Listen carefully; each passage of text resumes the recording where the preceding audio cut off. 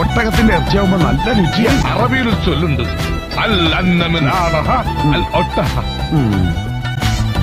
நான் என்பது யாரோ பெருந்திரளினிலே ஏடே,